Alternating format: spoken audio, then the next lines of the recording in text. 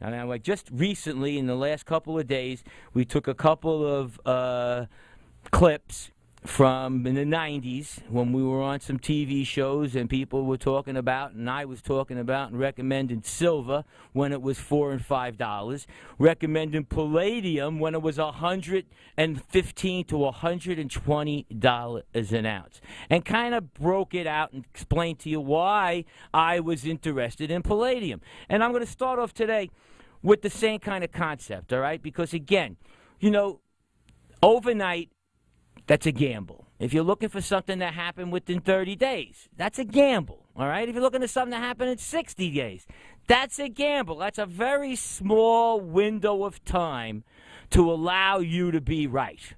That's the harsh part about it. The returns might be phenomenal, but the risk, the time, you're not giving yourself enough time to be right. Now, most of the times, people are not using the right type of capital, all right? You know, this is money that's supposedly going to pay for the mortgage. This is money that I've been putting away for a rainy day.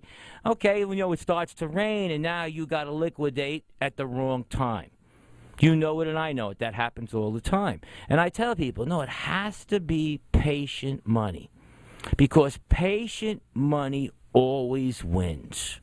You can go back to whatever you want. You can tell me all about your percentages. You can sing me a song. I'll listen to it. I love the sound. But the bottom line, it's patience. People with money can afford patience. People who are broke can't afford to be patient. They can't even afford to pay attention. That's the old joke, right? I'm so broke, I can't even afford to pay attention. That's the truth. And so when you yourself are sitting in that position, and that's who I'm talking to, that's who I like to help. All right, you're rich and you already got money, you listen to somebody else's show. If you're interested and you're struggling or you're striving and you're looking to ways to encapsulate and be able to hold on to that capital, then you listen to the right show, because that's who I try to help, the individuals who want to save money. You know, this country was built on saving. Country was built on our savings, the public saving, the citizens' savings, all right? The banks used to use your money as a tool to help other citizens to grow and develop their businesses, all right? Remember that, because that's what it was. That's the truth. You would save your money, you'd put it in a bank. Somebody would go to a bank, say, hey, I want to borrow money for a particular good reason. They'd sit around, they'd argue, and before you know it, they'd lend them some money. And you were cut in to that percentage. If you go back and you take a look, you were never able to borrow less money for less than what you were getting paid in a savings account or a CD. So you were cut into the equation. See, the bank, you were working with them. All right, that's how this country was built. I put my money in there. They would charge you 14, 15% from a business loan, and they'd give me 6 or 7% on my CDs, and the difference was theirs. You know, fundamentally, it sounds pretty simple, but that's how it worked. And then obviously the geniuses got there, right? And everybody has their own equations. And the geniuses come up with all kinds of derivatives and all kinds of ways of expanding our economy and all kinds of ways of expanding our money supply, right? But bottom line, after all is said and done, the only people who really expanded their money is the rich. You should understand that, all right? 1980, 1% of this country owned 8% of our commonwealth. Today, that same 1% owns 24% of our commonwealth. Now, to give you a rationale of where we are today, our national wealth is approximately $67 trillion. That's how much if we added up every American and what we owe. So basically, we're not as bad as everybody plans us to be. We've got $13 trillion debt, but we do got $67 trillion worth. What I'm trying to get to you so you understand again is that basically when they do these things to expand, what they're really expanding is the rich. That 1% now owns 25% of $67 trillion. That's a huge amount of money for just 1% of the population to control. And look at the expansion in the last 30 years of who really took advantage. It's the rich. Now, I'm not talking bad about the rich. Listen, God bless them. But from where I came from, all right, money was a tool, right?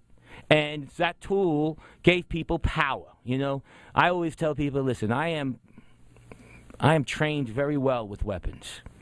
I understand weapons. My father taught me weapons, all right? Now, I don't have any weapons in my house because I'm afraid of the power. You understand that? I don't want that power around because that power could, in the wrong hands, it just doesn't work. So I believe for myself, even though I'm trained in it and I know how to use it and I'll go practice it, but I don't keep anything in the house. That power, all right, that power for me, all right, I understand everybody should have the right to bear arms. Just for myself, that power. But what I try to illustrate to you is the same power is with money. People who have tremendous money have power. Anybody tell you any differently, that's a lie.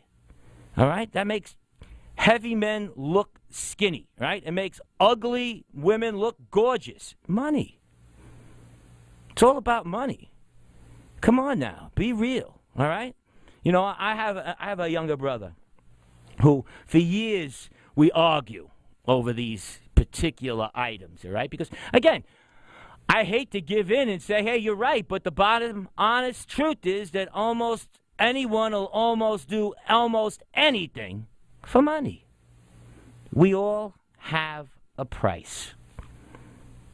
And these are the people, and again, what I'm just trying to point out to you is this is your politicians, right? Because they have power, right? This is who they are. This is your corporations. These are CEOs. They have power.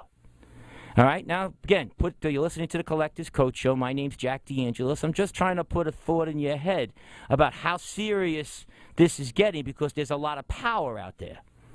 And the individual who ain't got that power, we've got to join together. Not as a force, as an individual, and start protecting your family.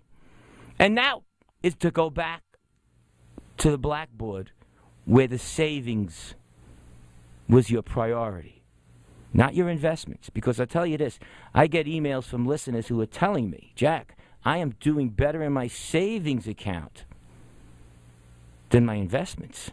Since I've heard you and I started moving my savings into particular items that you've been recommending, I'm doing better in savings than I am in my investing. Because, again, as I said to you, the investing world is a predator, and it's you against them.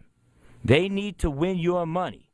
Get that. Don't understand that. There is nothing good about what's going on there, all right? It's all about the trade. And those traders, those professionals, all right, who have money, have patient money, are sitting on the other side of the fence waiting for you to do something to snap your back because they have to win. Because the way they make their money is to win it from you. Now, on the other side of the fence, the saver, he's not in there for the rapid movement. What they're looking for is the trend. How can I capitalize on a trend? That's the key. And that's who I want to talk to today. I want to talk to you about savings. I want you to understand that a 10-year period of savings, you won't be disappointed. You will have enough money to sit back. Because I promise you, cash will be king again, as it is today, and it will be. The people with the cash are king, not the gold.